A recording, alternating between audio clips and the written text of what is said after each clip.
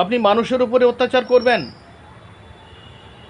আপনার ঘরে পাগল সন্তান জন্মাবে, বিকলাঙ্গ মস্তিষ্ক সন্তান জন্মগ্রহণ করবে। আপনি যদি পাপ করে থাকেন, পাপ মানে যদি মানুষের উপরে চড়াও হন, অত্যাচার করেন, মানুষের ক্ষতি করেন, তাহলে আপনার ঘরে পাগল সন্তান জন্মগ্রহণ করবে।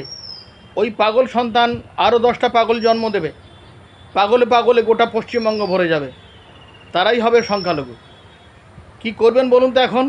তাহলে you have to change your character. আপনার উগ্রতা আপনার সন্তানের উগ্রতার কারণ, আপনার অমানবিকতা, আপনার সন্তান যদি অমানবিক হয় তাহলে সেটাই হবে তার কারণ। কারণ কনজেনিটাল, এটা বংশগত। আপনি যেমন প্রকৃতির মানুষ হবেন তেমন সন্তান জন্ম দেবেন, সে তার থেকে আরও খারাপ সন্তান জন্ম দেবে। এটাই সিস্টেম, এটাই নিয়ম। অতএব এই মুহূর্তে আপনার সিদ্ধান্তের পরিবর্তন করুন, আর বর্তমানে যে সরকার আছে সেই সরকারের সঙ্গে সহমত পোষণ করে অন্যায় অবিচারের বিরুদ্ধে রুখে দাঁড়ান।